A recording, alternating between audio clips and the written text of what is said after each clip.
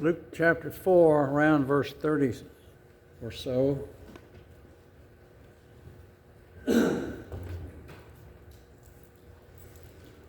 Always enjoy that good music she brings. Well, how many know nothing's on the air but bad news? And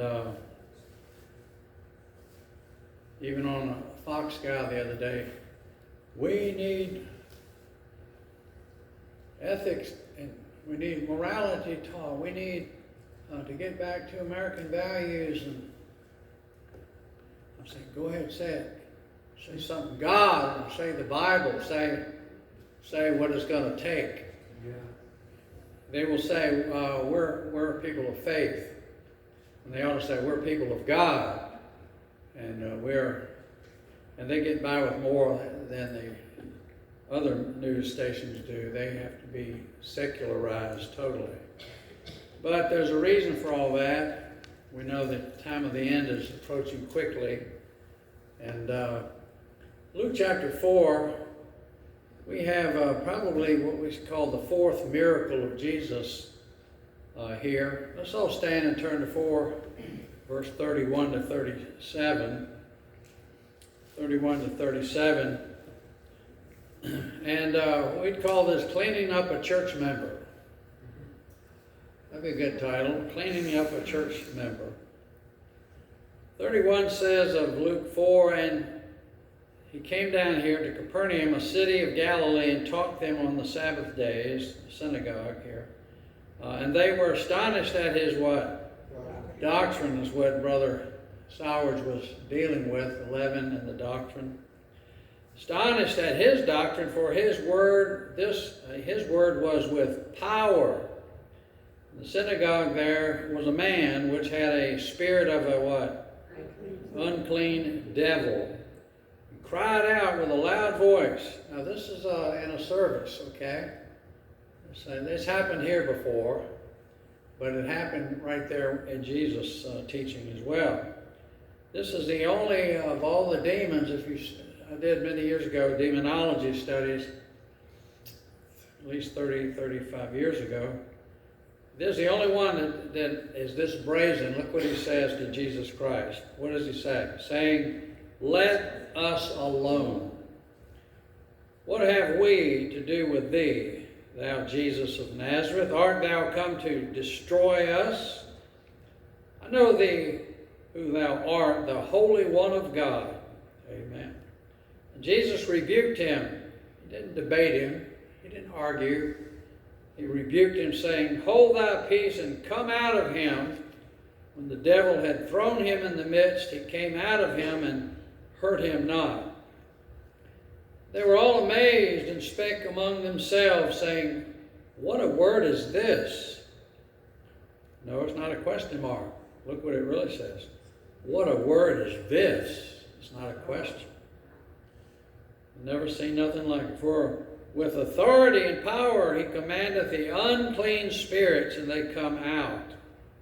The fame of him went out into every place of the country round about. Isn't that a good story? God wins again. So Lord, we ask you now to guide us as we study the same story over in Mark. Help us to see with spiritual eyes what is going on and why it's going on and to whom it's going on. Help us to avoid the influence of demonic spirits now. In Jesus' name we ask. Amen. Thank you. Be seated. Mark chapter 1 is where we'll study. It's the same story with a few different things in it. So we have three different scenes in Mark 1:21 to 28. Mark 1:21 to 28. So we have this person in this service, the synagogue. What is a synagogue? Church. It's a smaller place to meet than the actual temple. It's a representation of a local assembly, okay, in a different village. not everybody every week could go to the Jerusalem temple, you know, especially if you lived in Bethlehem or Nazareth. So there are local Jewish congregations that are approved to have services under Judaism. So we have here these three scenes here. And so this is the man with the unclean spirit, as we see here.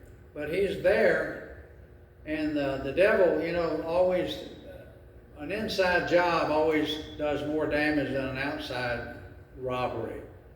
You know, Brink's truck, a guy works for the trucking company, and he's been waiting for 2 years to pull this theft off, or corporate finagling of the double sets of accounting books, and that's an inside job, and this is an inside job in that synagogue. First we have here the scene at the synagogue, verse 21 and 22. The scene at the synagogue. And they went into Capernaum, and straightway on the Sabbath day he entered into the synagogue and taught. And they were astonished at his, there it is, doctrine. Now what is doctrine? It means teaching. Now, sound doctrine, the most sound doctrine in the world is what Jesus said. It doesn't get any more sound than that. And so if people that claim to be Christians do not do what Jesus said, then they're outside of sound doctrine. They're they're opinionating sound doctrine. That's what Brother Sowers brought up about them. They will not endure sound doctrine. How many Christians do not even read their Bible, and if they read it, they read the easy one that's not true to what Jesus said. Right. They were astonished at his doctrine, for he taught them as one that had authority, not as the scribes. If you've ever been to a Catholic or Episcopalian service, everything is just monotone. Everything is a written prayer they read off of this. It's just going through the motions of getting it over with, as it were. Just make sure you leave your tithes and offerings here. We're glad you came, but bring your wallet if you come. But that's what Jesus, he just spoke truth, and that's why they were shocked that nobody in town does this or dares to do this, speak outside. That's why we have to be careful about losing our First Amendment rights. We can never let that go, because if they take that, they take everything. I mean, you won't have a right to say, I protest. You can't, no, shut up. So we have to protect, and that's what he taught with authority. He did not read a script like the priest and the high priest and go by the rule book as they had rewritten the Bible and the Talmud. And the Talmud is it's not the Torah, the 5 books of the Bible, the first 5 books of the Bible. The Talmud is the traditions that have been written by the rabbis over centuries. And that's what you have in the Catholic Church. They have a Bible, Douay version and modern versions, but they also have the catechisms of the Catholic Church. And I have a book, I brought it here. It's like 700 pages, and it's all contrary to what the Bible says about Mary being the mother of God and all this magic stuff in there. So that's what Jesus was fighting. So he just spoke with authority the Word of God, pure Word of God. So that's why they were astonished. He had authority and not as the scribes. So we have verse 21 and 22 simply shows us the scene going on at the synagogue. This was his custom, you know, to show up on the Lord's days, the Sabbath back then. And but you have to understand that Jesus never taught until he was scripturally baptized by John the Baptist, which initiated his teaching ministry, actually. And because John had prepared a people for the Lord. And then you read chapter 3 of Matthew where he's baptized, and then you find chapter 3, I think, of Luke as well. of the baptism. Then the ministry begins, and the temptation on the mount, the devil there. So we have, he taught him not as the scribes. He was not dry, he was not orthodox, he was not stiff, he was not religious. He was just Jesus. Amen. Jesus always taught with interest. He always taught with illustrations, and he also taught with involvement. In other words, now that you know it, let's go do it. And that was an application. He had his interest factor. He drew their attention. He illustrated to make sure they got the message. And then he said, now let's get involved. Let's get going. And that was the basic way that he taught all of his lessons. Well, 23 and 24, secondly, we see the satanic spirit show up here. After the scene at the synagogue, we have the satanic spirit. Verse 23 says, and there was in their synagogue, so he was already there. He wasn't visiting. He was a local yokel. There was in their synagogue a man with an unclean spirit. And he cried out, saying, let us alone. What have we to do with thee, thou Jesus of Nazareth? Art thou come to destroy us? I know thee who thou art, the Holy One of God. So 23 and 24. Now, the unclean spirit. Now, the unclean definition that he's talking about, it's not like you have clean, you have unclean. This deals with moral depravity. Now, the age we live in has slowly morphed into an unclean society. And the advertising, especially over the years. Things they don't need to put it, the Bible, when it describes men and women and bodily functions and stuff, and it's very careful not to degrade our life, our marriages, our interactions, our hygiene. The Bible is very careful as it phrases the words in the Old Testament. How many know that? Now, if you get a Living Bible, then guess what? It becomes raunchy. Yeah, you read the Living Bible. I had one. That was the first Bible I had, was a Living Bible. And then it was like reading a comic book with no pictures. It didn't do anything for me. And then I got a King James Bible. I couldn't understand a lot of it at that time, but it kicked me all over the room. I said, I don't know all about what that word means, but it sure hurts. And I said, I don't like to read much, so I'm going to just read the little books first, and don't ever do that. Those little capsules are atomic bombs. James and 1 John, 2 John, and Timothy, and they just knock some sense into your head, is what they do. And you leave convicted. But you'll find that slang is in the Living Bible, which is not a Bible, it's a paraphrase. It's just a guy relating to you what he thinks it says there. It's not studying Greek and Hebrew. So we have the satanic unclean spirit. The word unclean means foul. How many know what foul? Not a bird, but F-O-U-L. Foul, smell, stink, stench. It means filth on top of being foul. It also says it's morally lewd spirit. Unclean spirit is morally lewd. Now, signals of satanic influence in this area. We had a member of this church when I first got here that I was helping the people because I was working out of my old truck back then. And I they said, so-and-so's washing machine's broke, can you go over there? And went in the back room of this house, that part of town. And I went in the back there, and I walked back, and it was a difference between clutter and filth. How many know that? Okay, but some people think clutter and filth It don't matter. Well, when you get filth, you have germs, you have disease, you have rodents, you have roaches.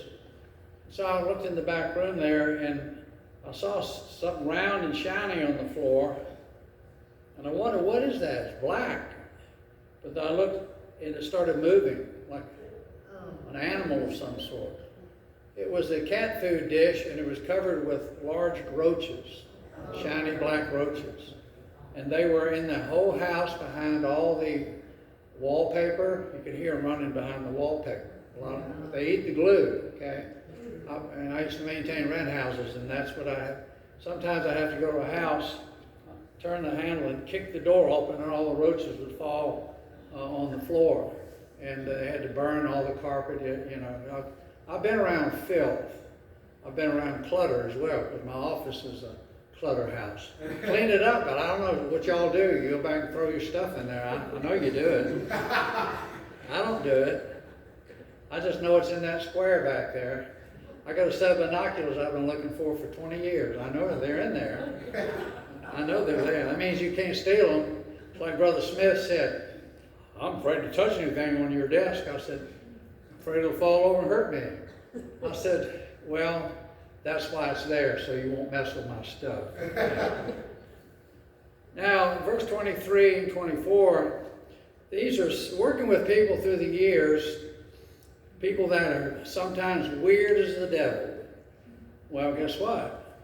We think now you never hear, if you certainly don't hear much about God, but you hear even less about Satan. You don't hear people talk about the devil. Or hell is a cuss word. You know, we believe in heaven, we just don't believe in hell. But there's certain signals here in this story about people that are satanically influenced. I mean, whether they're possessed or not, but everybody in here can be influenced by satanic spirits. We can all be influenced by what we hear, what we do, what we see. So verse 23, here's some of the signals in this story. Verse 23, first, people like this, we have this outburst of animosity. It says there in verse 23, and there was a man there with an unclean spirit, and he what? Cried out.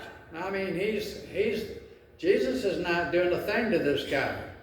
He just goes off. You know, he just goes off and fires off this outburst of animosity. He didn't just try to get Jesus' attention. He tried to attack him before Jesus could get started. A second thing we see here in verse 24 is these people are paranoid. Somebody's down on me. Somebody's after me. 24 says, saying, let us alone. See, he's paranoid. You think somebody's trying to get rid of him. Third thing we can see in verse 24, these people assume others feel like they do. Misery-loving company, where it says here, what have we to do with thee? So he's talking about whoever will listen to him, but also the demons that have invaded his life. Let us alone. What have we to do with thee? Assuming others agree with this. We do have a society now where you're either a very gentle person or you're a very violent person. It doesn't seem to be anything in the middle anymore. And this kid that just killed 10 people in the supermarket yesterday, I hope you know about that. He drove off hours across New York State, 18-year-old kid just out of high school, dressed in combat gear, bulletproof vest, high-powered automatic rifle, semi-automatic, and he pulled up in a particular black neighborhood, Tops grocery store, and he started killing people in the parking lots. And they shot him in the chest, but they didn't know he had a bulletproof vest on, and the cop inside the store, he gunned him down too. It's all a hate crime, all right? But we have people that are just going berserk. I would say the young man is demon influenced at the very least. And he was going to kill himself, and they talked him out of it, and he's under arrest. And the worst they can do to him is give him life in prison. because that's New York State. You know, they don't execute up there. So we have, assuming others, a fourth thing we have in verse 24. They speak with positions of authority. He says, we have to do with thee, thou Jesus of Nazareth. And it's like he's putting him down. So he takes a position of authority, trying to belittle Jesus as the Nazarene. Number 5, in verse 24, he fights the lordship of Jesus Christ. What have we to do with thee, they said there. Art thou come to destroy us? And he says, I know thee who thou art, the Holy One of God. So he is fighting the lordship of Jesus Christ. Now, they have a doctrine called the lordship salvation. If Jesus isn't Lord of all, he's not Lord at all. But let me say this, you've got to receive the Lord Jesus Christ as your Savior. It's in Romans' plan of salvation. Confess with thy mouth the Lord Jesus, and believe in thine heart the resurrection, thou shalt be saved.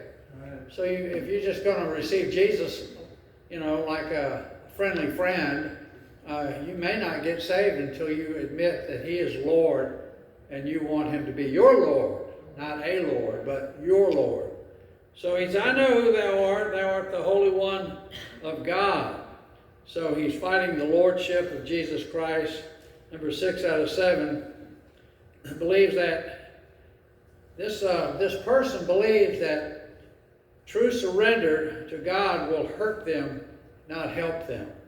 How many remember that when you got saved? If I get saved, I'm going to have to do this, they're going to say that. How many thought those things? If I get saved, what will they think? What will they think?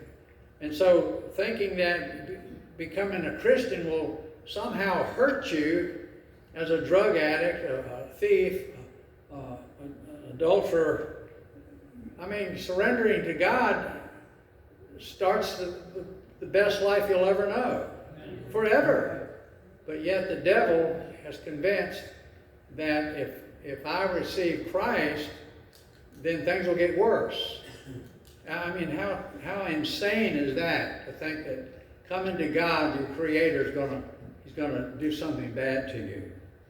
So then lastly we see in verse 24, they knew deep down inside that they have to deal with Jesus Christ someday, where it says, thou art the Holy One of God. And so now over in Acts 4:12, you know what that says. It says you've got to deal with Jesus Christ. Acts 4:12. It says, neither is there salvation in any other, for there is none other name under heaven given among men whereby we must be saved. Let's read it together. 4:12. Neither is there salvation in any other, for there is none other name under heaven given among men whereby we must be saved. So now, and also look at 1 John 3:8, and we see here why Jesus came. This demon-influenced man here, we see here that somehow he thinks things will get worse if he comes to Christ. But 1 John 3:8 is a great verse, and it says here, he that committeth sin is of the what? The devil. For the devil sinneth from the beginning. For this purpose the Son of God was made known or manifested. Why did he come? That he might what? Destroy the works of the devil. Amen. The only way out is Jesus Christ. And things will get better, not worse. And then lastly, look at Hebrews chapter 2, verse 14. Hebrews 2:14. We have these wonderful verses here, 2:14 and 15. For we are made partakers of Christ. If we hold let's see, that's chapter 3, 2:14. There we go. For as much then as the children, saved people, are partakers of flesh and blood, human race, I think he's talking about the human race. For as much as the children are partakers of flesh and blood when we're born, he also himself likewise took part of the same, so he was human born, that through what? Death he might what? Destroy him that had the power of death, that is, the devil, and deliver them who through fear of death were all their lifetime subject to bondage, afraid to die. I like living, but I'm not afraid to die. I didn't like living, and I never did want to die, because I didn't know what was coming. But I knew the wickedness I did, I deserved something bad to happen for all those years. I knew I deserved it. Now let's look at the third and last thing here. Look at verse 25 to 28. So we have this unclean, foul, filthy, morally lewd spirit, the unclean. Let us alone. And before we leave that, I forgot Ephesians 5. We must see this. Ephesians 5 and verse 5 to 7. 5 of Ephesians. Because we have so many worldly, so-called professing Christians that living in lewdness. I was at a high school graduation for one of my grandsons the other night down at MSU, and all these hundreds, if not thousands of people. And you just look at the crowd and see all the shredded clothes and tattoos and nose rings and green hair. And you see all this sea of, it looks like Halloween. Really, Halloween is a 24/7 thing now, you know. And why? So people look at me. I want attention. Look, then you look at them and say, "What are you looking at?" I mean, trying to read the tattoos, and they say, "You mind your own business." Well, you know, they walk around like a billboard. Read me, and then they get mad because there's something messed up in their head. Okay, there's something that's not natural to do stuff like that. So Ephesians 5:5, for this you know, he said, you ought to know this, that no whoremonger, nor who? Unclean, there's that filthy word, moral word, unclean person, nor covetous man who is an idolater, hath any inheritance in the kingdom of Christ and of God. Let no man deceive you with vain words, excusing themselves. For because of these things cometh the wrath of God upon the children of disobedience. Be not ye therefore partakers with them. That should settle the argument, should it not? Amen. Of what we ought to tolerate and what we ought not tolerate. Now we have the last 25 to 28. Look at here. Thirdly, so we've seen the scene at the synagogue. We've seen the satanic spirit of uncleanness. Now we have the superior Savior. Jesus always has the last word on everything. And here he does also. 25 is going back to Mark 1, verse 25. And Jesus rebuked him, saying, hold thy peace and come out of him. When the unclean spirit had torn him, cried with a loud voice, he came out of him. They were all amazed, insomuch that they questioned among themselves, saying, what thing is this? What new doctrine is this? With authority commandeth he even the unclean spirits, and they do obey him. Immediately his fame spread abroad throughout all the region round about Galilee. So he has the final word in this story here, the superior Savior. So Jesus just goes right to the heart of the matter. He says, be quiet, hush your mouth, come out of him. And did the unclean spirit obey? He did. Now, we're not Jesus. I mean, I can go rebuke people in the name of Jesus, but I can't guarantee that I can do what Jesus can do, because he is the Lord. Amen. So now think about it. Coming out, as we see here, can be a painful thing depending on how deep you're in sin. How many know that when you got saved, you had to come out? Well, it's just been reversed by the unclean spirit people. The homos have come out, right? Not coming out of their sin, they're coming out so they can expose their sin and brag on their sin and show you what level of debauchery they're willing to live at. That's all they're doing. I'm coming out. I'm free at last. Free to what? I'm free to live an unclean, immoral life. And if you don't like it, see, they can do that in America. You try that in an Islamic country. They'll take you to the highest building and wish you goodbye, fling you off. They do that, you know. But we see here that coming out can be painful depending on how deep we're in. Remember, the deeper the hole will be the harder the climb. How many know that? If you get in a deep hole and you don't have a ladder or a rope, you got your work cut out for you. And so we have people with broken lives. They've, at their young age, all right, they've started to listen to the world.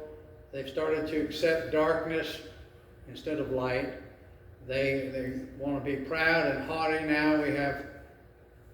We don't have many youth departments that aren't, you might say, really worldly, because the world comes in and brings all their stuff and their gadgets and their humanism, and they bring it into churches. And we've seen that happen here when we had a Christian school program. Then you have kids that would come in on the buses and stuff, and when they get together, the good ones don't influence the wild ones. The wild ones influence the Christian kids. You know, the bad apple still in the rotten potato, one of them rots the whole bag and the whole barrel of apples and potatoes. It's just the law of debauchery as it spreads. The leaven that Brother Sowers was teaching about. Now, broken lives. I thought about this years ago. People, how many feel like you were broken when God found you? Oh yeah, broken lives. Now, God can still use us if we will do what Jesus said, and we did. But now, take a piece of glass. You can scratch a piece of glass. How many know that? You can scratch it, but you can buff it out. Some of them, the scratches, you can buff them out and get it clear again. It's usable again. You can not only scratch a piece of glass, you can score it and put a scar in it that won't come out. But guess what? You can still use that piece of glass. Right? Amen. And then thirdly, you can crack a piece of glass. Crack it. How many have ever had a car with a cracked windshield? And you still drove it? Because it wasn't in the spot where the inspection would fail it, right? But you could still use that glass. But then people that keep on in sin and their life is shattered and destroyed, because you can scratch it, you can score it, you can crack it, but once you take, how many know that you have safety glass in your car, and when you hit it, it disintegrates into little tiny pieces. And people get trapped in their cars. They have these little tools that you pop the window with. It's got a sharp, hard steel point, and it punctures that window, and it just goes all over to pieces. We've had that happen here at the church when people attacked the church and threw cinder blocks through the windows a few years ago. And neighbors right across the street there. And so we've seen a lot of broken glass, a lot of broken people. And some of them we've helped buff out, their lives, and some has helped me get straightened out. But I'll tell you, some people, you can't help them. They're shattered, they're messed up, and the graveyard's the next stop for people like that. Yeah. That's why we have so many people overdosing on fentanyl right now, because they don't know that these little pills have Fentanyl, it only takes, they're putting it in other pills, counterfeit painkillers. It killed my nephew, 46 years old, died in his bed, as I've told you before, just 5 years ago. He had back pain, and he took these pills and killed him. And but it only takes enough fentanyl, 3 grains or 3 crystals of salt. Fentanyl will kill you. It will stop your heart. It just shuts you down. That's how powerful what we're dealing with now in our society. Well, let's finish up here. Go to Revelation 16. And Revelation is the picture of the tribulation period. And what we studied today, will be the spirit of the tribulation period. In Revelation 16, in the book of Revelation, you find the word unclean 3 different times. You find the word fornication in Revelation 12 times. So it's an immoral situation growing till we get to the end of time. It's not going away at all, because the Christians they're not evangelizing, they're not really praying when we go to witness. We need the Spirit of God. That's why we're doing the studies on the Holy Spirit, to show that we cannot do this. We can only do this as the Spirit of God leads us to do these things and empowers us to do these things. Now in Revelation chapter 16, this is interesting here, verse 13. And I saw 3 what? 3 what? Unclean spirits like frogs come out of the mouth of the dragon, from Satan, and out of the mouth of the beast, that's the Antichrist, and out of the mouth of the false prophet. So we have the leaders of the tribulation period, all 3 of them are these foul, unclean, immoral-minded people or entities. This unclean spirits like frogs come out of the mouth of the dragon. What does that mean? That would be the language, right, of debauchery. And out of the mouth of the beast, and out of the mouth of the false prophet. For they are the spirits of what? Devils. They are the spirits of devils, working miracles which go forth unto the kings of the earth.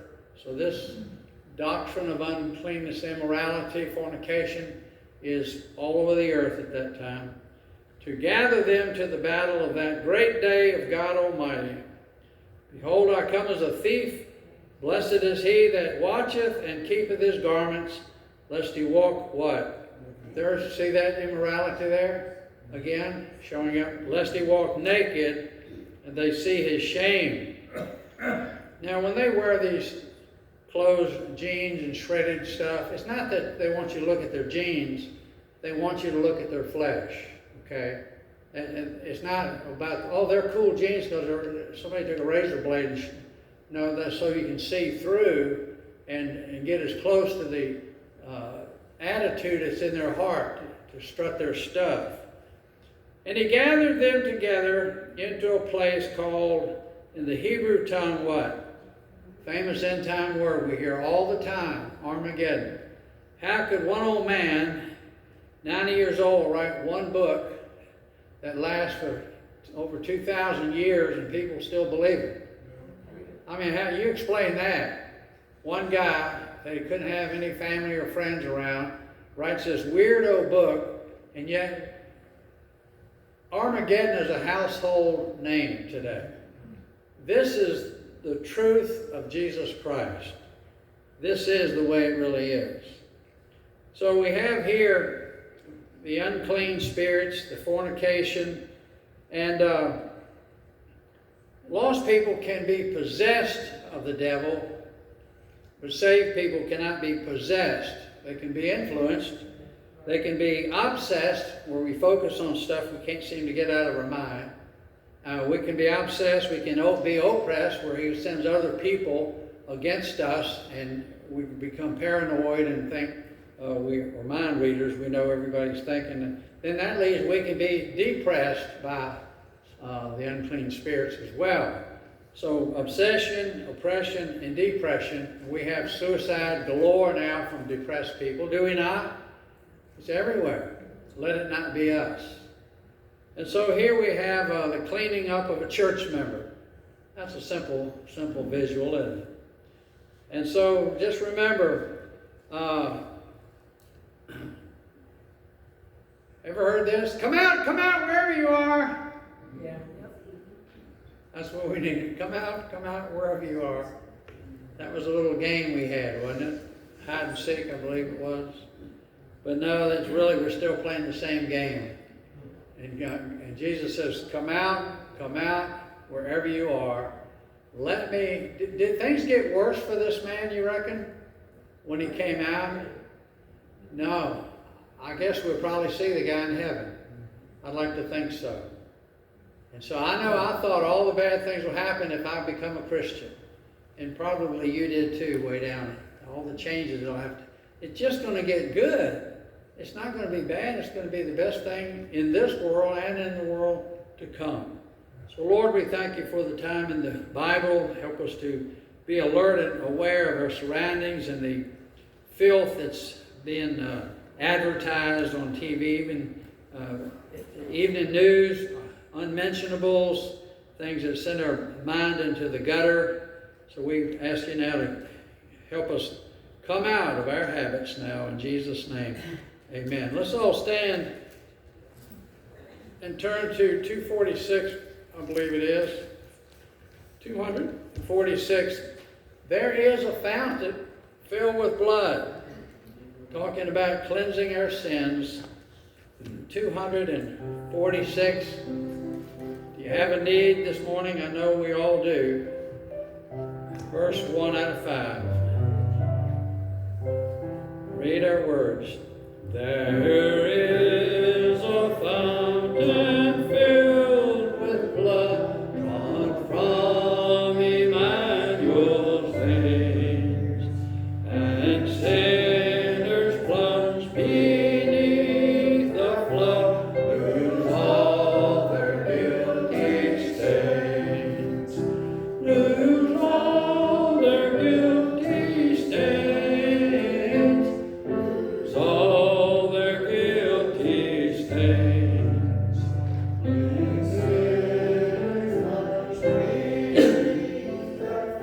Yes, Lord, thank you for saving me. Thank you for salvation. The dying thief rejoiced to see the fountain in his love.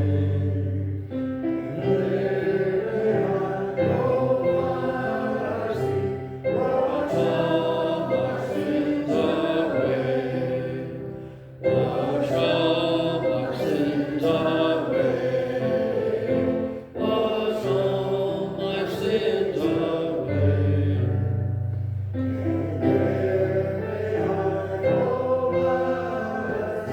Wash all my sins away.